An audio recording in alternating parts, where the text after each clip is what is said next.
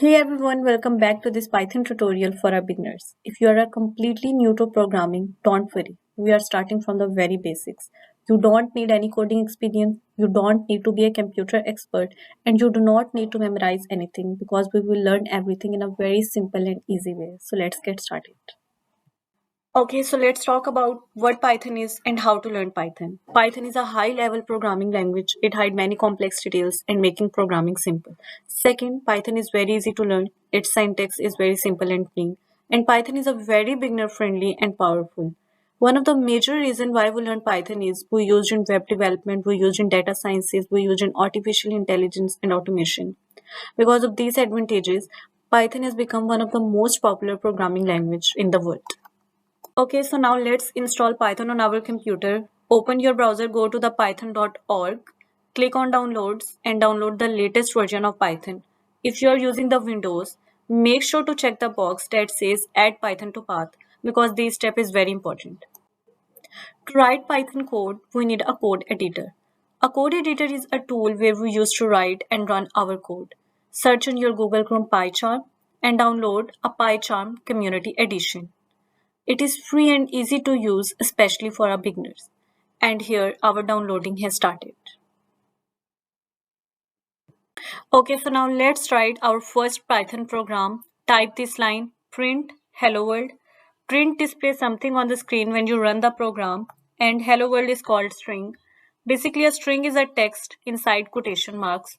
Okay, so now we run the program and you see hello world on the screen, and here our first program is successfully executed.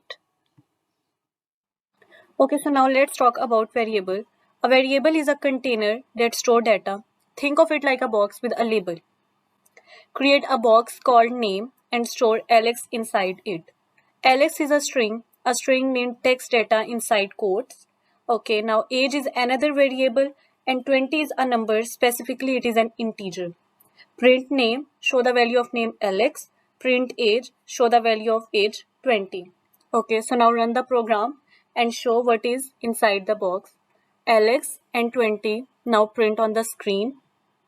Okay, so now let's talk about different data types of Python. First, Alex is a string, which means text. 20 is an integer, which means a whole number. 3.14 is a float, which means a decimal number. True or false is a boolean, which means a logical value that can be either true or false. Okay, so now let's write a simple addition program. A is equal to 10. This means we create a variable called A and store number 10 in it. B is equal to 5. Now we create another variable called B and store number 5 in it. Here we ask Python to add values of A and B and then print result on the screen. So Python calculate 10 plus 5 which equals 15. That's why we say 15 in the output window. Okay, so now a is equal to 10, B is equal to 5. This time we are not storing numbers because we're using quotation marks. Python treat 10 and 5 as string, not as numerical value. When we use plus sign with strings, Python does not add number. Instead, it joins two pieces of text together. So it takes 10 and then attach 5 right after it. The result in the string is 105. That's why the output shows 105. Is class is equal to true. Here we create a variable named isClass. We assign it the value true.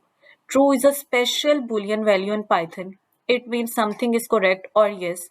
Print isClass. These tell Python to display value stored in isClass. Since isClass is true, output show true. So in this program, we create a boolean variable and printed its value. Boolean can only have two values, true or false, and they are very useful for making decisions. Okay, so now we are writing a greeting program. Name is equal to input, enter your name. Input show a message on the screen, enter your name. User type their name and press enter. Whatever they type is stored in the variable name. Print hello name. Print show a message on the screen. Hello is fixed text. Name is the user input. Now we run the program. And you see here they ask enter your name. We typed Hira. Python joined them and print hello Hira. We have a program that asks user for two numbers and then add them. Python show the message enter first number on the screen. User typed a value. Input is used to read what the user typed as a text. int input enter first number, change the text into an whole number as an integer, and that number is stored in the variable num1. Same thing happens again, but now for the second number. Value the user type is converted to an integer and stored in num2. Sum is equal to num1 plus num2. Here we add the two numbers together and store the result in a new variable called sum. And now we print the message.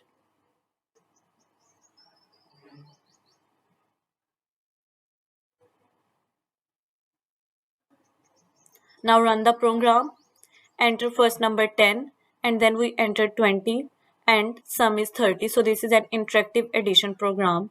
Now we have a program that multiplies two numbers. Same thing happens again for the first and second number.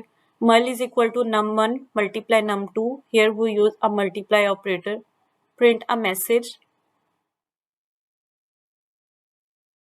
Run the program.